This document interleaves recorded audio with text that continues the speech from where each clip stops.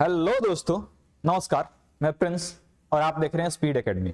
दोस्तों, आज डे 2 जो था सेट का दूसरा दिन, उसमें जो हिंदी के क्वेश्चंस थे उनका मैं सॉल्यूशन आपको देने वाला हूं। तो चलिए हम लोग शुरू करते हैं क्वेश्चन नंबर 1 से। देखिए, इस चैनल पे कभी शेयर, लाइक, कमेंट ये सब की बातें होती नहीं है। मैं क्वेश्चन के बीच में आपको बता दूंगा कभी कि इस चीज को आपको कमेंट करके बताना है, और वो आपको बताना ही पड़ेगा, तभी जाके प्रूव होगा कि हाँ आपने वीडियो सही में देखा है और लास्ट तक आपने सॉल्यूशन किया है। अन्यथा मैं मान के चलूंगा कि आप लोग सॉल्यूशन बस केवल वीडियो देख लेते हैं ताकि हमको पता चले कि हाँ इतने व्यूज हो गए। व्यूज बढ़ाने की कोई बात ही नहीं है, आपको पूरा वीडियो देखना है, सॉल्यूशन लेना है इसका, ठीक है। तो चलिए हम लोग शुरू करते हैं, पहले क्वेश्चन को देखते हैं।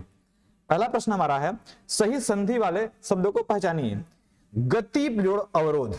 गति जोड़ अवरोध को जब करते हैं तो इससे कौन सी संधि बनती है ये देखना है।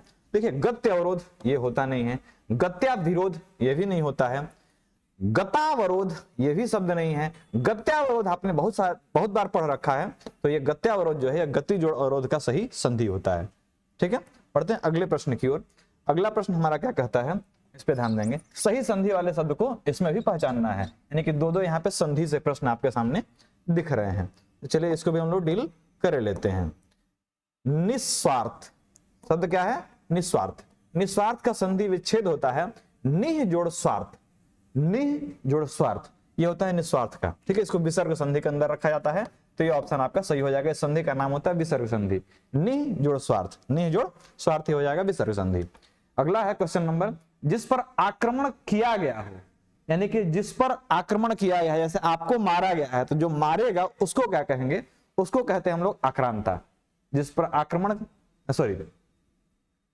जिस पर आक्रमण किया गया हो उसको कहते हैं आक्रांतक। क्या कहते हैं? आक्रांतक। और जिसने आक्रमण किया है, यानी कि जो आपको मारा है, उसको कहते हैं आक्रांता। आपने इतिहास की किताबों में बहुत बार इस शब्द का जिक्र पढ़ा होगा कि ये ऐसे आक्रांता है, मुगल आक्रांता है, ये आक्रांता है।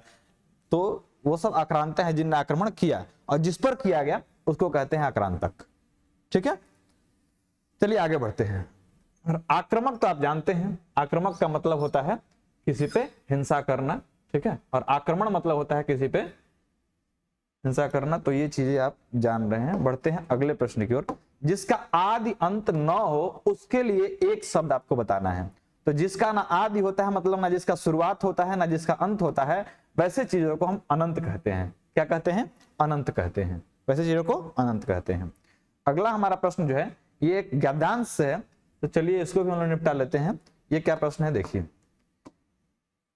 वाक्य को पूरा करना है। गंगा नदी सबसे खाली स्थान नदी है। तो आप लोगों ने बहुत सारे बुक में पढ़ते आ रहे हैं, मतलब कि गंगा नदी सबसे पवित्र नदी है, तो ऑप्शन ये सही हो जाएगा। गुरु का खाली स्थान ही शिष्य के जीवन की अमूल्य धरोहर है। यहाँ पे आपको बहुत सारे ऑप्शन आपको सही लग रहे होंगे, लेकिन सबसे सटीक ऑप्शन जो है ये होता है वात्सल्य। गुरु का वात्सल्य मतलब होता है प्रेम। गुरु का जो प्रेम होता है वही शिष्य के जीवन की अमूल्य धरोहर के रूप में होता है। क्लियर? तो वात्सल्य यहाँ पे बिल्कुल सटीक आंसर था। अनुराग मतलब भी होता है, लेकिन वात्सल्य यहाँ पे एसएससी के अकॉर्डिंग, मतलब टीसीएस के अकॉर्डिंग हमने आपको आंसर दिया है। यहाँ पे अनुराग भी हो सकता था, लेकिन वात्सल्य यहाँ पे अप्रोप्रिएट हो रहा है। साहित्य किसी देश या जाति का खाली स्थान प्रतीक है। साहित्य किसी देश या जाति का प्रतीक है। कैसा प्रतीक है? तो उस देश या जाति के उन्नति का प्रतीक है। यानी कि देश या जाति कोई उन्नति कर रही है तो उसका साहित्य ही बताता है कि इसने कैसे कैसे उन्नति किया। जैसे इतिहास हमारे उन्नति को बताता है, उस तरह से किसी भी देश का या जाति का जो साहित्य है वो उसको उन्नति को बताता है। तो ऑप्शन ए सही हो जाएगा। अब यह अगला जो है, इस गद्यांश को आपको ध्यान पूर्वक पढ़ना है बढ़िया से। पहले पढ़ने के बाद आपको एनालाइज करना है कि ये जो गद्यांश है ये पॉजिटिव थिंकिंग दे रहा है कि नेगेटिव थिंकिंग दे रहा है, फिर जाके आपको इसका आंसर देना है। पहले पढ़िए। चलिए आपके साथ साथ मैं भी पढ़ता हूं। क्या है? समाज में चरित्रवान व्यक्तियों का बाहुल्य है, ठीक है। वह समाज सभ्य होता है और वही खाली स्थान कहा जाता है। चरित्र समान मानव समुदाय की अमूल्य निधि है। इसके अभाव में व्यक्ति पशुवत व्यवहार करने लगता है। यानी कि आपके पास यदि चरित्र नहीं है सही तो आप पशु के समान व्यवहार करने लगते हैं। आहार, निद्रा, भय आदि की वृत्ति सभी जीवों में खाली स्थान रहती है। यह आचार अर्थात चरित्र की ही विशेषता है जो मनुष्य को पशु से अलग कर सबसे ऊंचा उठा मनुष्यत्व प्रदान करती है।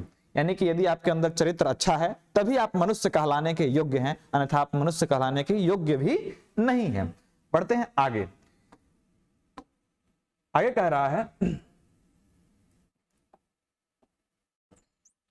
कि सामाजिक खाली स्थान को बनाए रखने के लिए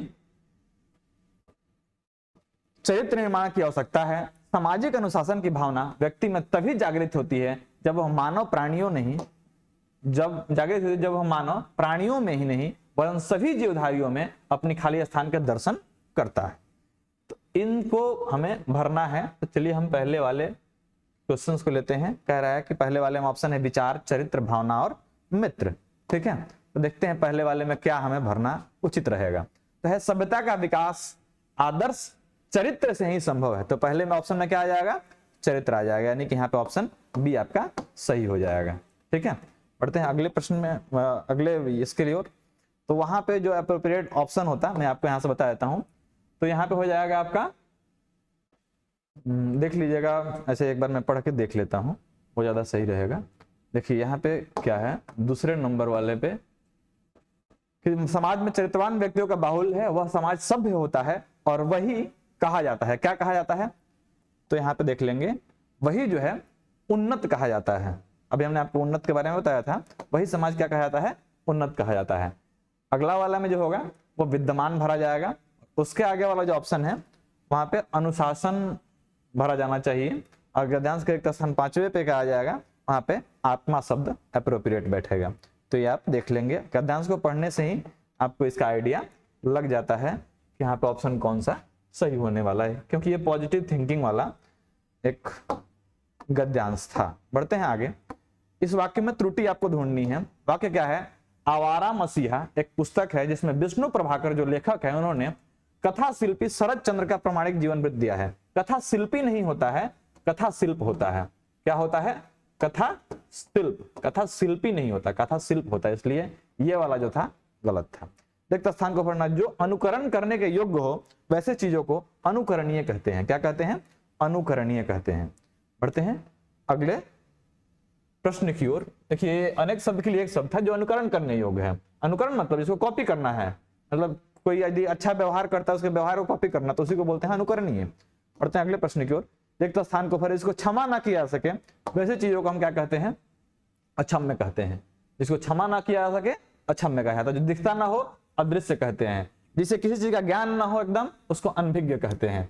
जो खत्म करने योग्य ना हो उसको अविनाशी कहते हैं, मतलब जिसका विनाश नहीं हो सकता उसको अविनाशी कहते हैं। तो आपने ये क्वेश्चन कर लिया। रिक्त स्थान को भरे, क्या है रिक्त स्थान में? तुमने अच्छे कर्म किए होते तो खाली स्थान अच्छा फल पाते।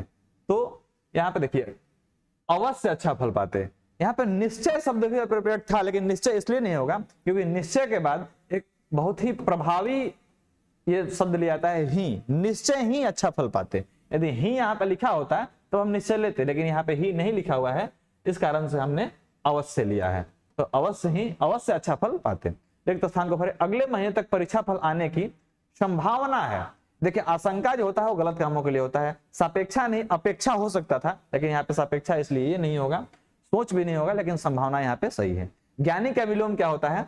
ज्ञानी मतलब जिसके पास ज्ञान है, शिक्षा है, और इसका ठीक अपोजिट जो होता है विलोम, इसका मूर्ख हो जाता है। कुछ लोग यहाँ पे तर्क देंगे कि इसका अल्पज्ञ होगा। अल्पज्ञ मतलब होता है मतलब कम जानने वाला, यहाँ तो मतलब ना जानना ही बताना है, तो ना जानने वाला मूर्ख कहलाता है। यहाँ पे ऑप्शन क्या हो जाएगा? मूर्ख। ठीक है, बढ़ते हैं अगले वाक्य मतलब क्वेश्चन की ओर। वार्धक्य का विलोम क्या होता है? वार्धक्य का विलोम होता है मतलब वार्धक्य माने बूढ़ा, बूढ़ा से का हम कहते हैं जवान, तो यौवन हो जाएगा इसका उल्टा। वैशाख नंदन का पर्यायवाची क्या है? तो वैशाख नंदन, जो लोग वीडियो अंत तक नहीं देखते हैं उन्हीं को कहते हैं वैशाख नंदन। उम्मीद है कि आपको समझ में आ गया हो। कौन सा? ये बोलेंगे नहीं, बोलेंगे तो आप लोगों को शायद बुरा लग जाए। तो जो लोग अंत तक वीडियो को नहीं देखते, क्योंकि मैं इतना शॉर्ट देता हूं वीडियो ना, फटाक से 10 मिनट में वीडियो खत्म, तो जो लोग इस वीडियो को देख के सॉल्यूशन नहीं कर रहे हैं उन्हीं को कहा जाता है वैशाख नंदन। तो हे वैशाख नंदन, आप लोगों से विनती है कि डेली में सेट का जो सोल्यूशन दे रहा हूं इसको आप लोग प्लीज देखें, और जो मैं क्वेश्चन पूछता हूं बीच में उसका आंसर जरूर करें। और वीडियो कैसी लगी ये आप हमें कमेंट सेक्शन में जरूर बताएंगे। मिलते हैं अगले वीडियो में। जय हिंद।